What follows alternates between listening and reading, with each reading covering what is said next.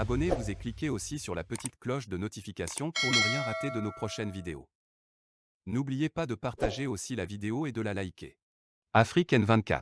On va quand même revenir un petit peu sur cette rencontre. Hein. Donc, vous l'avez dit, la rencontre a eu lieu, mais pour vous, tout ce que vous avez dit tout à l'heure, c'est comme si le gouvernement ne prête pas une oreille attentive à vos doléances soulevées dans cette lettre ouverte.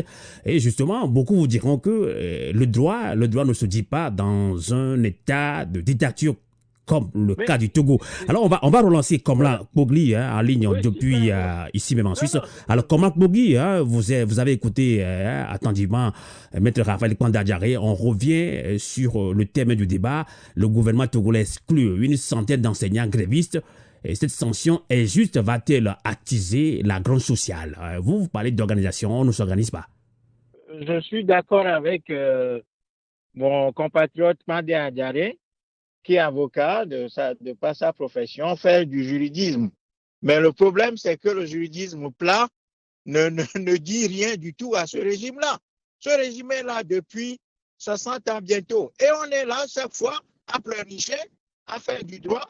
Bon, maintenant, moi, ce que je sais, c'est que j'essaye d'être silencieux. Je ne veux plus rien dire aux Togolais parce que à chaque fois qu'on dit quelque chose, il y a des gens qui disent oui, vous êtes à l'étranger et vous donnez des leçons. Donc, que les Togolais se débrouillent.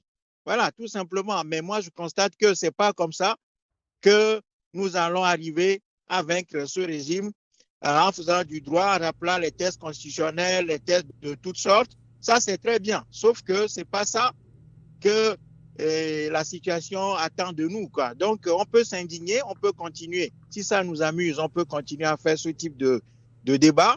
Mais à un moment donné, les Togolais seront obligés de confronter ce régime une fois encore et de trancher définitivement la question des libertés au Togo. Parce que ce régime, tant qu'il sera là, nous serons victimes, nous serons toujours ces victimes expiatoires.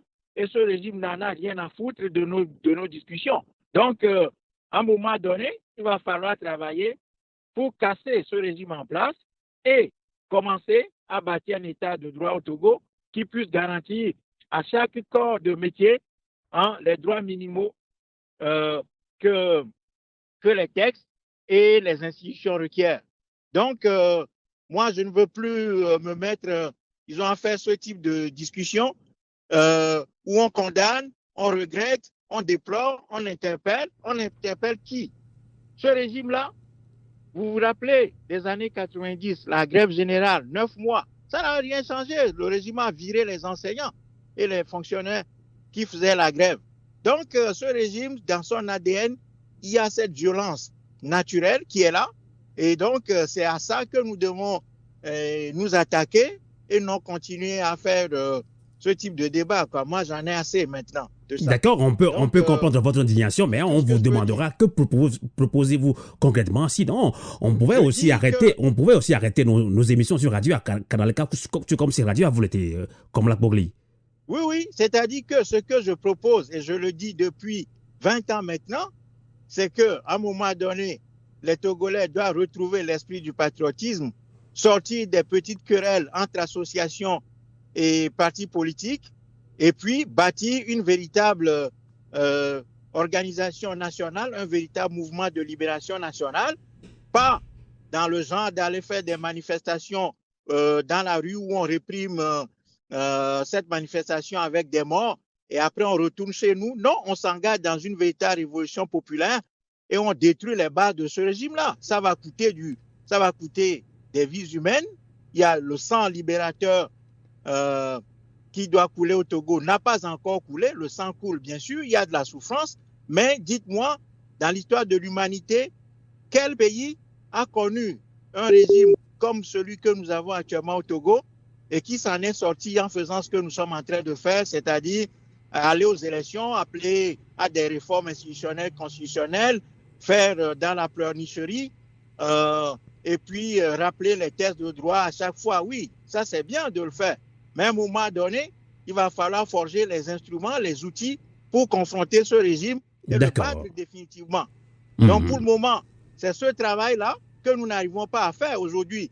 La force populaire est totalement endormie et nous sommes en train de bavarder pour bavarder et il n'y a rien qui se fait. La répression s'est installée et tout le monde a peur. C'est fini. Donc ce régime actuellement, il marche sur l'eau, quoi.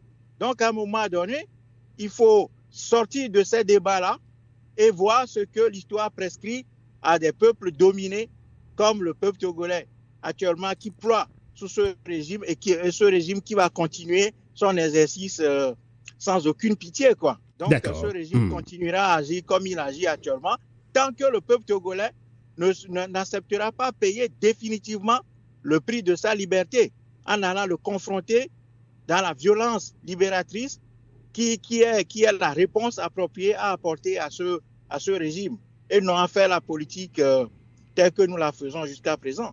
D'accord. Je pense que nos invités peuvent rebondir après sur votre approche de solution. On va relancer en ligne depuis Lomé Parsor et Dokomi. Et Parsor et Dokomi, vous avez suivi Komlan Kpogli. Je pense que ma question peut aussi vous aider à rebondir sur ces approches de solution, puisque ce combat dure longtemps, selon Komlan Kpogli. Écoutez, Parsor et Dokomi, aujourd'hui, et ce sont les syndicats d'enseignants qui se sont montés au créneau. Hier, c'était dans le secteur c'était dans le secteur de la santé. Demain, sûrement, ce sera très certainement un autre secteur professionnel. Alors, pourquoi, pour porter et défendre le même problème transversal qu'est la revalorisation des salaires dans la fonction publique, les syndicats au Togo ont-ils choisi d'aller au front à rang dispersé? Ça rejoint quand même ce que dit Komlan Kpogli, et chacun veut faire le combat selon comment il le comprend. Quelle est votre réaction, Pasteur Dokomi?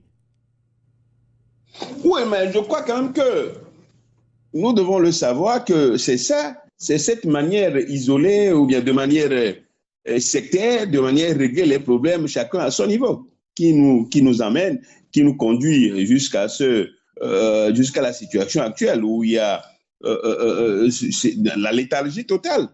C'est justement ça.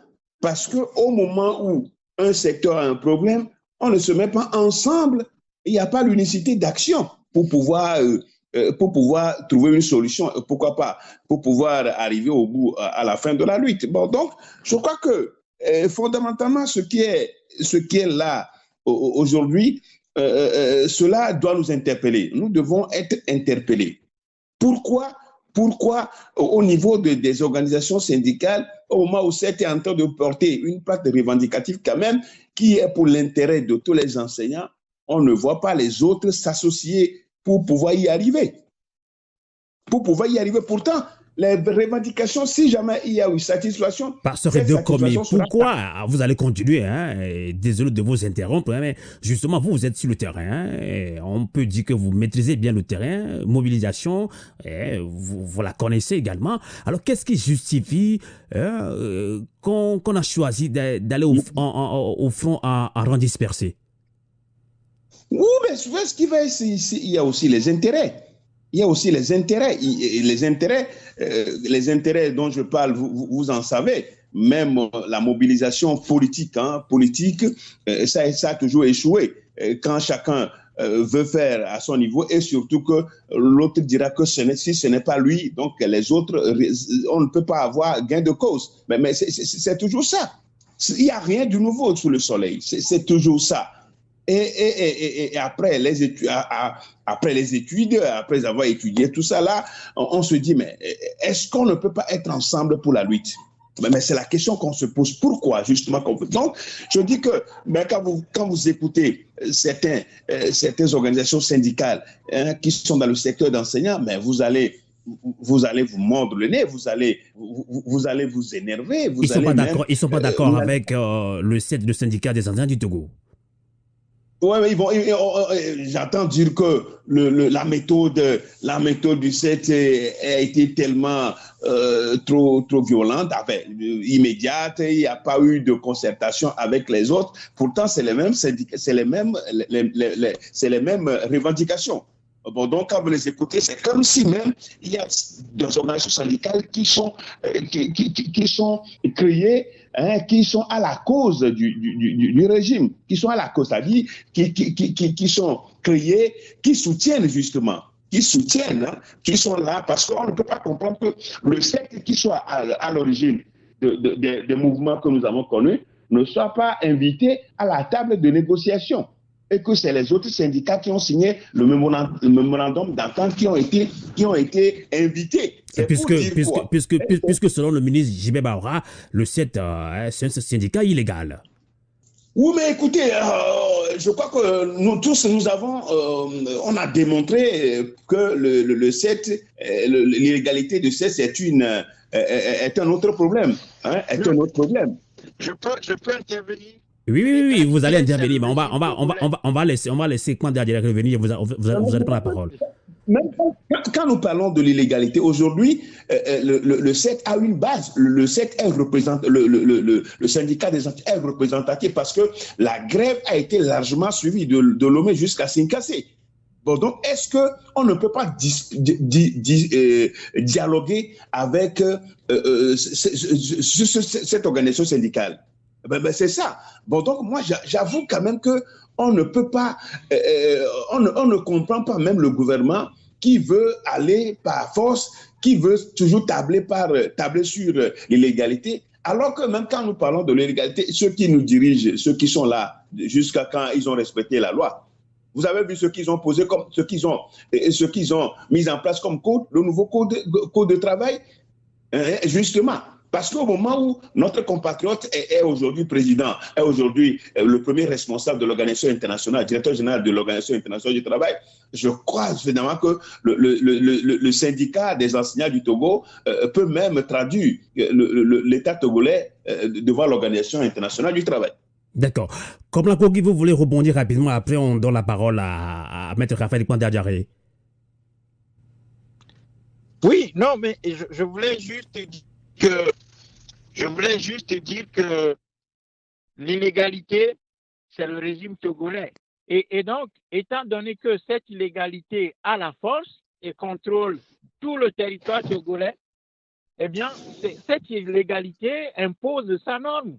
Elle impose sa norme et s'impose à tout le monde. Donc, encore une fois, moi je pense qu'à un moment donné, bon, si les Togolais ne veulent pas résoudre le problème, mais encore une fois, quand nous, depuis l'étranger, on le dit, ben, on nous dit, bon, voilà, vous êtes à l'étranger et vous donnez des leçons. Il ne s'agit pas de leçons.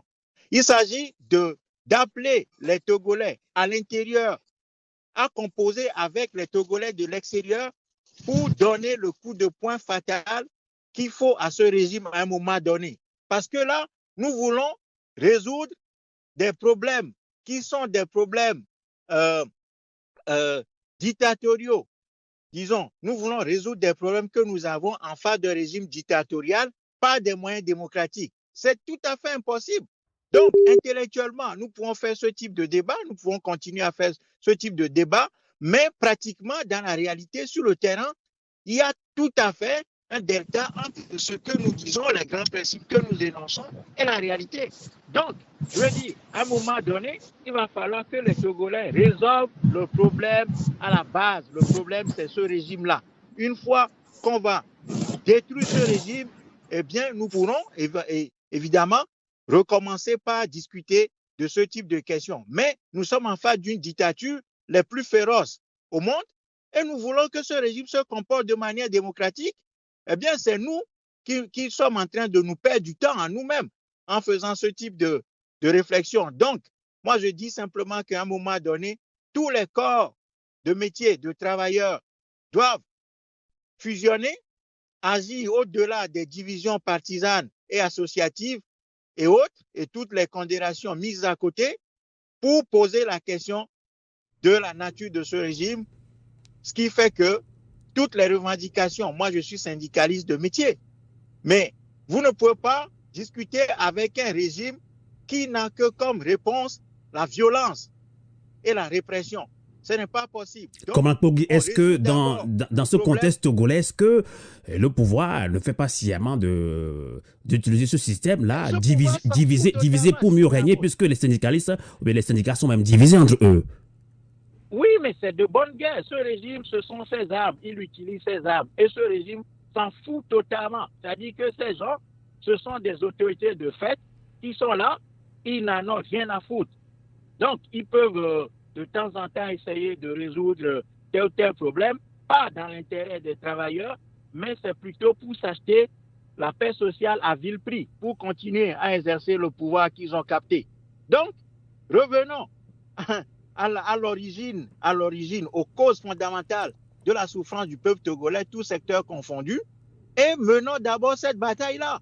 C'est tout. Donc, tout ce qu'on est en train de faire là, c'est bien, mais ça ne va rien donner parce que tant que ce régime sera là, il n'y aura rien du tout. Et ce régime s'en fout de tout ce qui se passe, va continuer à activer la violence et les ruses pour pouvoir, disons, se maintenir et continuer son exercice dans le pays. D'accord. Likez la vidéo si ce n'est pas déjà fait. Laissez aussi votre point de vue en commentaire.